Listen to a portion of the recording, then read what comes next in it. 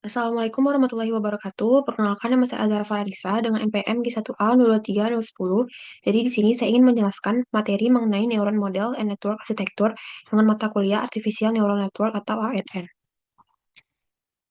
Nah, adapun tujuan pembelajaran kita yaitu yang pertama, memahami model matematika dasar dari neuron buatan. Yang kedua, mengenal berbagai jenis fungsi transfer atau aktivasi. Yang ketiga, memahami arsitektur jaringan yaitu single layer, multi-layer, dan recurrence. Dan yang terakhir, merepresentasikan jaringan dalam notasi matriks.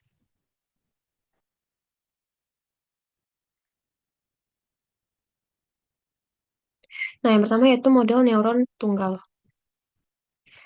Pada dasarnya, neuron buatan bekerja melalui dua tahapan utama. Nah, tahap pertama adalah menghitung net input dengan rumus N sama dengan W dikali P ditambah B. Nah, tahap kedua adalah memasukkan hasil tersebut ke dalam fungsi aktivasi sehingga menghasilkan input A.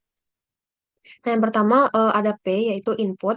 Nah, jadi itu adalah data yang masuk ke dalam neuron, bisa berupa angka, fitur, atau variabel. Kemudian W di sini yaitu weight atau bobot yang menunjukkan seberapa penting suatu input, karena semakin besar nilai W-nya nanti maka semakin besar pengaruh input. Nah, kemudian B di sini yaitu bias atau konstanta tambahan yang berfungsi untuk menggeser hasil perhitungan. Kemudian net input atau N itu adalah hasil kombinasi linear dari input dan bobot. Kemudian F itu adalah fungsi dari aktivasinya. Nah, selanjutnya eh, anatomi neuron. Identifikasi komponen berlabel berikut pada diagram neuron. Nah, ini ada diagramnya. Nah, pertama itu kan kita lihat ada simbol sigma. Nah, di tengah ini, nah sigma itu di dalam matematika itu berarti penjumlahan. Nah, jadi semua nilai yang masuk ke situ akan dijumlahkan. Nah, kemudian sebelum masuk ke dalam sigma ini, eh, input P melewati bagian A, yang dimana A itu adalah weight atau W, yang ingin menunjukkan bahwa input tersebut tidak langsung dijumlahkan, tetapi terlebih dahulu dikalikan dengan weight. Nah, selanjutnya ada input yang bernilai satu. Nah, dia itu kan terhubung dengan B. B itu adalah bias kan. Nah, ini tuh berarti bias dimasukkan B dikali dengan satu, sehingga karena apapun yang dikali satu hasilnya tetap sama. Nah, sehingga nilainya tersebut akan tetap B, dan kemudian dijumlahkan ke dalam sigma ini. Nah, jadi walaupun tidak ditulis secara langsung dari struktur diagramnya itu, bisa kita simpulkan bahwa proses yang terjadi adalah perkalian antara input dan weight, lalu hasilnya ditambah dengan bias sesuai dengan rumus yang di atas tadi. Nah, selanjutnya itu ada fungsi transfer aktivasi, yaitu fungsi yang digunakan untuk mengubah nilai dari neuron N menjadi nilai output akhir A. Kemudian fungsi aktivasi ini tuh dapat menentukan bagaimana neuron dapat mengambil keputusan. Nah, yang pertama itu ada hard limit dengan simbol hard lim, dengan itu akan menghasilkan dua nilai, dengan range 0 dan satu. Nah, fungsi ini tuh biasanya digunakan untuk di dalam klasifikasi binar. Nah, misalnya itu dalam menentukan apakah suatu data tersebut termasuk kategori iya atau tidak. Nah, kemudian yang kedua ada linear dengan simbol purelin dengan range minus tak hingga sampai tak hingga. Nah, fungsi linear atau purelin ini tuh biasanya tidak mengubah nilai input. Nah, artinya outputnya itu nanti akan sama dengan nilai n. Kemudian yang ketiga ada log sigmoid dengan simbol log sig dengan range 0 sampai 1 digunakan untuk prediksi probabilitas atau multilayer. Kemudian yang terakhir ada tan sigmoid dengan simbol tan sig dengan range min 1 sampai 1. Nah, kegunaannya itu biasanya digunakan pada hidden layer karena memiliki sifat zero centered. Nah, dari keempat itu artinya neuron itu akan sama-sama menghasilkan output yang berbeda tergantung fungsi aktivasi apa yang akan digunakan. Selanjutnya, interpretasi geometris bias atau B. Nah, eh, bagaimana bias memengaruhi garis keputusan? Nah, misalkan kita menggunakan fungsi aktivitas Hartlim. Nah, persamaannya itu ini ya, misal A sama dengan Hartlim, WP ditambah B seperti rumus tadi, dengan garis batas decision boundary terjadi saat N sama dengan 0. Nah, persamaan WP atau W dikali P ditambah B itu kan sama dengan 0. Nah, digunakan untuk menentukan posisi garis batas keputusan atau decision boundary pada sebuah neuron. Nah, dengan mengubah persamaan tersebut, kita dapat memperoleh P sama dengan min B per W yang menentukan titik di mana keputusan itu nanti berubah, misalnya dari 0 ke 1 atau fungsi 0 ke 1 pada fungsi Hartlim tadi. Nah, yang ini kan ada kasusnya B sama dengan nol melewati di P sama dengan nol atau melewati origin. Nah, jika bias B itu sama dengan nol, maka persamaannya itu otomatis P sama dengan nol. Nah, artinya garis batas keputusan tepat berada di titik nol dan melewati origin atau titik pusat. Nah, dalam kondisi ini, posisi garis itu tidak bergeser dan hanya ditentukan oleh nilai weight saja. Namun, untuk kasus kedua, base tidak sama dengan nol, maka nilai P minus B per W eh, itu keputusannya itu dapat garis batas keputusannya itu dapat bergeser ke kiri atau ke kanan tergantung nilai B dan W. Nah, pergeseran ini tuh memberikan fleksibilitas pada neuron dalam menentukan batas keputusan sehingga tidak selalu harus berada di titik nol. Nah, kesimpulannya itu bias memungkinkan neuron menggeser fungsi transfer ke kiri atau ke kanan tanpa mengubah kemiripannya. Selanjutnya multiple input neuron. Nah, pada neuron itu sebenarnya ada banyak input. Nah, perhitungannya itu tidak lagi hanya melibatkan satu nilai, tetapi beberapa input sekaligus. Secara sistematis atau matematis, setiap input itu akan dikalikan dengan bobotnya masing-masing. Kemudian, semua hasil tersebut dijumlahkan atau ditambahkan dengan bias. Nah, bentuknya itu seperti ini. Dalam bentuk vektor dan matriks, N itu sama dengan W1 dikali 1P1 ditambah W1 2, dikali 2P2 dan seterusnya, baru kemudian ditambah dengan B. Nah, maka akan diperoleh rumus N sama dengan WP ditambah B. Nah, di mana W itu adalah matriks bobot atau row vektor untuk neuron tunggal, kemudian P adalah vektor input, B adalah bias atau skalar. Selanjutnya, arsitektur jaringan. Nah, secara umum itu terdapat tiga jenis arsitektur jaringan, yaitu single layer, multi-layer, dan recurrent network. Nah, yang pertama itu single layer, yaitu satu layer neuron yang terhubung ke input. Nah, arsitektur ini tuh sederhana, tetapi kemampuannya terbatas karena hanya dapat menyelesaikan masalah linear. Kemudian yang kedua, yaitu multi-layer network yang memiliki satu atau lebih hidden layers. Dengan adanya hidden layer ini, jaringan ini mampu menangani masalah yang lebih kompleks dan non-linear, sehingga banyak digunakan dalam deep learning. Kemudian yang ketiga ada recurrent network yang memiliki jalur umpan balik atau feedback dan elemen delay. Nah, hal ini tuh dapat memungkinkan jaringan memiliki memori sehingga cocok digunakan untuk data berurutan seperti teks, suara, atau time series. Selanjutnya ada notasi singkatan atau abbreviated notation. Nah, dalam bentuk ini, bentuk P itu adalah vektor P atau input itu adalah vektor input berukuran R dikali 1. Kemudian itu artinya terdapat R jumlah input. Nah, kemudian yang weight atau W itu bobot berukuran S dikali R di mana S adalah jumlah neuron dan R adalah jumlah input. Kemudian selanjutnya bias atau B itu matriks dengan ukuran S dikali 1 dan hasil akhirnya itu juga output atau A dengan ukuran S dikali 1.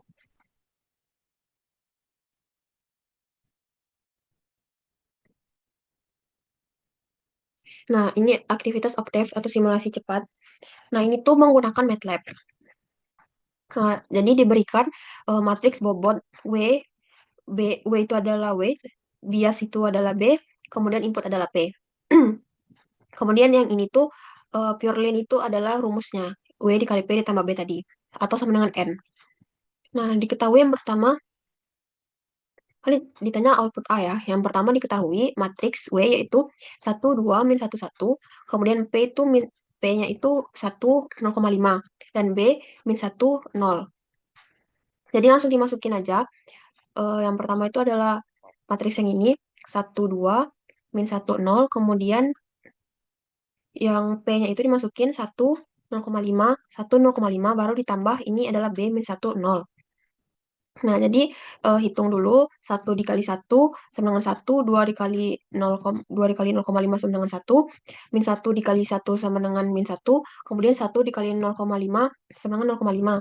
Nah, dijumlah hasilnya itu adalah 2 dan min 0,5. Nah, baru ditambahkan dengan min 1 dan 0. Jadi hasilnya 1 min 0,5, A sama dengan N sama dengan 1 min 0,5 itu ditranspos dari bentuk matriks yang ini. Kemudian ini adalah hasilnya. Nah, selanjutnya contoh soal satu yaitu neuron input tunggal. Soalnya itu adalah input pada neuron tunggal adalah P sama dengan 2,0, bobot W sama dengan 2,3, dan bias B sama dengan min 3. Hitung keluaran A jika menggunakan fungsi transfer yang pertama pure line dan yang kedua logistik. Nah, untuk fungsi pure line itu kalau misalnya kita menggunakan pure line, maka outputnya sama dengan N atau sama dengan menggunakan rumus yang sebelumnya tadi. Kita cari dulu yang pertama. Langkah pertama itu adalah hitung input N. Nah, N itu sama dengan W dikali P ditambah B. Jadi kita langsung masukin saja. Tadi nilai nilai W adalah 2,3. Kemudian nilai P adalah 2,0. Jadi 2,3 dikali 2,0 sama dengan 4,6. Baru ditambah nilai B yaitu min 3. 4,6 ditambah min 3 yaitu 1,6. Nah, jadi dapat hasil net input N yaitu 1,6. Nah, seperti yang saya bilang tadi, kemudian kita hitung keluaran A. Nah, yang pure line tadi itu kan outputnya sama dengan N. Nah, jadi pure line A sama dengan N 1,6, jadi nilainya sama. Nah, kemudian untuk yang logistik, jika menggunakan logistik, maka kita akan masukkan nilai N ke dalam rumus sigmoid. Nah, rumusnya itu adalah A sama dengan 1/1 ditambah E dipangkat minus N. Nah, 1 per 1 tambah E minus 1,6. 1,6 tadi adalah hasil dari yang N tadi. Yang E itu adalah konstanta yang nilainya sekitar 2,718.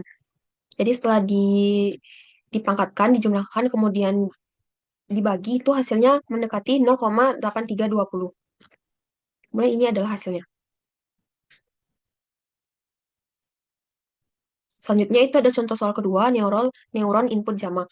Nah, soalnya itu diberikan neuron dengan dua input, dengan nilai B sama dengan 1,2, matriks bobot W itu 3,2, dan input P min 5,6 transpose. Nah, hitung A dengan fungsi hard limits atau symmetrical hard limit. Nah, penyelesaiannya kita tetap menghitung yang pertama net input N, yang dimana N itu rumusnya tadi W dikali P ditambah B, jadi W-nya 3,2 dikali P yaitu min 5,6, jadi ini ditransposkan bentuknya.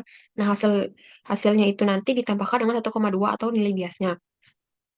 Nah, kita akan lakukan perkalian 3 dikali min 5, kemudian 2 dikali 6.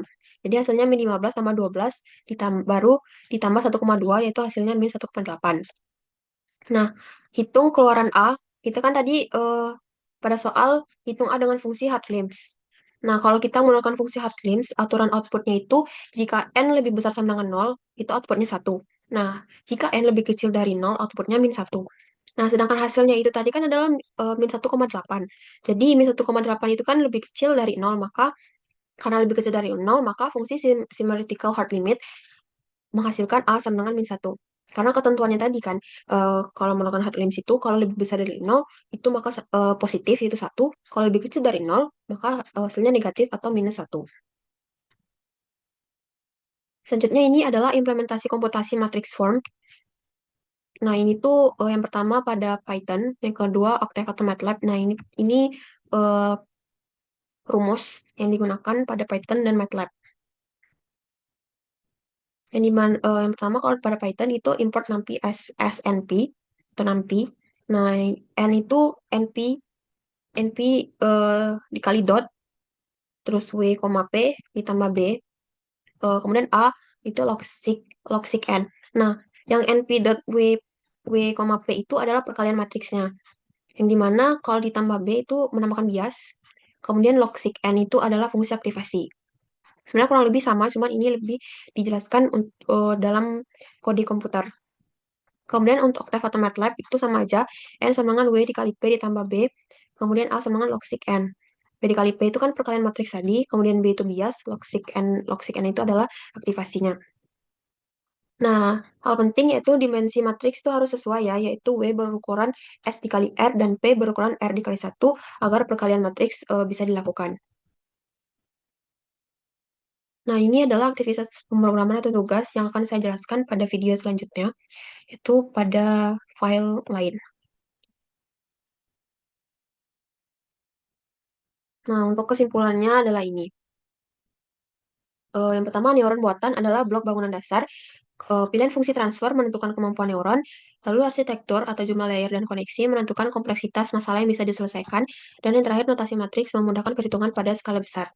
Nah, sehingga menurut saya kesimpulannya adalah bahwa seluruh konsep neural network pada dasarnya itu dibangun dari kombinasi operasi matematika sederhana yang disusun menjadi sistem yang kompleks. Nah, meskipun setiap neuron hanya melakukan perhitungan sederhana, namun ketika digabungkan dalam jumlah banyak dan disusun dalam arsitektur tertentu, jaringan ini tuh mampu menyelesaikan berbagai permasalahan yang kompleks seperti klasifikasi, prediksi, dan pengenalan pola. Oke, baik. Mungkin itu saja materi yang bisa saya jelaskan. Semoga bisa dimengerti. Saya ucapkan terima kasih atas perhatiannya. Saya akhiri. Untuk di video selanjutnya, saya akan menjelaskan mengenai tugas atau contoh soal selanjutnya. Jadi saya ingin menjelaskan tugas mandiri mahasiswa dengan mata kuliah Artificial Neural Network atau ANN.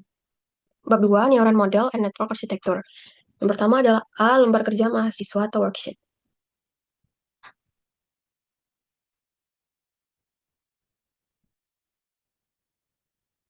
Anatomi neuron tunggal. C1 untuk mengingat, perhatikan diagram model neuron di bawah ini.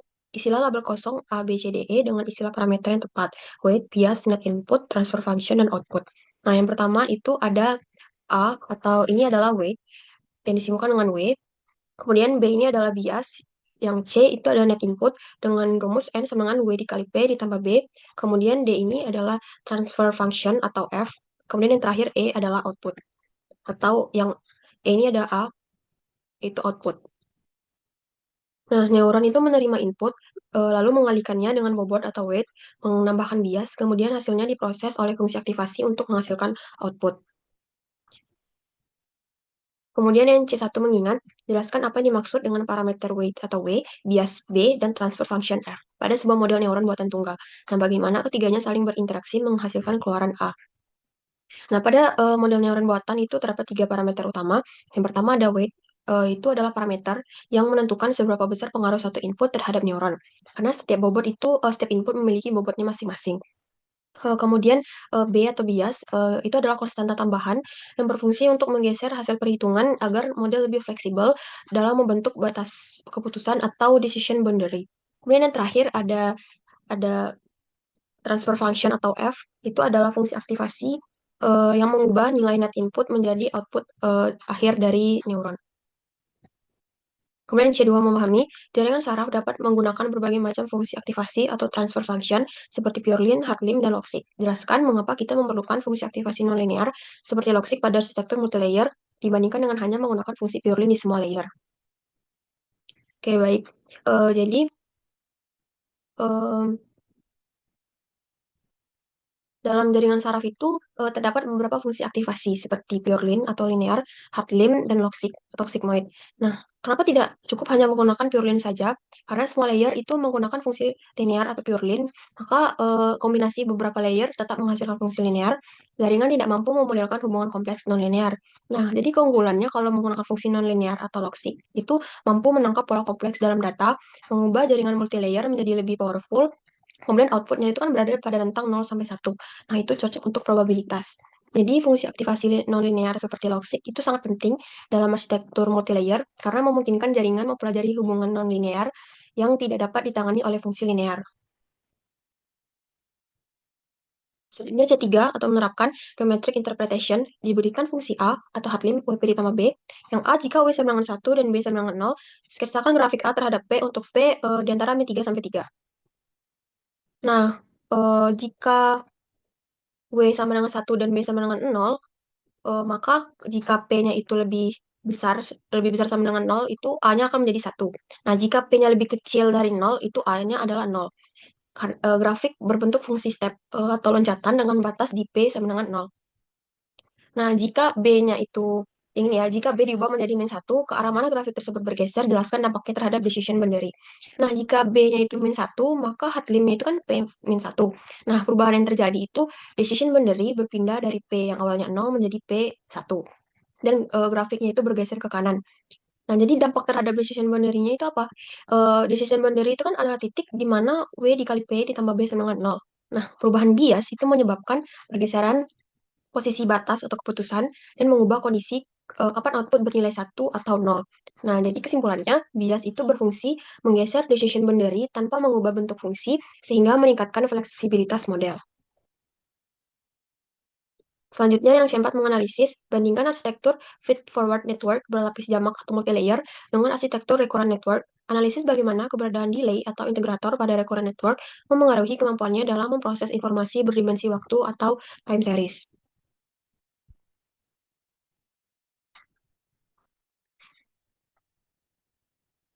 Nah, jadi yang untuk feed forward network itu kan aliran datanya itu satu arah. Jadi input, hidden, output. Nah, juga tidak memiliki memori dan cocok untuk data statis. Kemudian kalau recurrent network itu memiliki koneksi umpan balik atau feedback, mengandung elemen delay atau integrator, dan mampu menyimpan informasi dari waktu sebelumnya. Nah, analisisnya terhadap time series itu kalau feed forward network itu tidak mampu menangkap hubungan antar waktu dan tidak cocok untuk data berurutan. Kalau recurrent network itu mampu memahami urutan data, dapat memproses informasi historis dan sangat cocok untuk data time series. Nah, jadi kesimpulannya, keberadaan delay pada recurrent network itu memungkinkan jaringan memiliki memori sehingga lebih unggul dalam memproses data berdimensi waktu dibandingkan dengan feed forward network.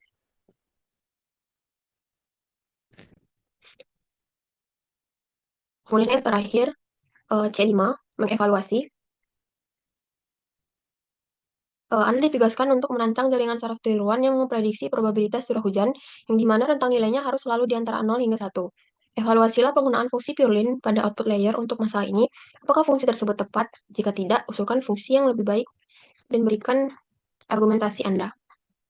Nah, jadi masalah itu kan memprediksi probabilitas rentang nilai 0 hingga 1. Yang pertama kita evaluasi penggunaan Purlin. Jadi penggunaan Purlane itu tidak tepat karena outputnya itu kan tidak terbatas, bisa lebih kecil dari 0 atau lebih besar dari 1. Jadi itu tidak sesuai dengan konsep probabilitas. Nah, menurut saya fungsi yang lebih tepat itu menggunakan logistik atau sigmoid karena outputnya itu berada dalam rentang 0 dan 1. Nah, kemudian secara alami dapat merepresentasikan probabilitas dan banyak digunakan dalam klasifikasi. Jadi fungsi logistik itu lebih sesuai dibandingkan Purlin untuk kasus prediksi probabilitas karena menghasilkan output yang valid secara matematis. Oke, mungkin itu saja penjelasan saya. Jadi, komponen dalam neuron, yaitu weight, bias, dan fungsi aktivasi, itu memiliki peran penting dalam membentuk suatu output, karena penggunaan fungsi aktivasi nonlinear itu, dan pemilihan arsitektur jaringan yang tepat, itu dapat menentukan kemampuan model untuk menyelesaikan permasalahan yang kompleks, khususnya pada data nonlinear dan pada time series. Baik, segitu saja penjelasan dari saya. Terima kasih. Saya tutup. Wassalamualaikum warahmatullahi wabarakatuh.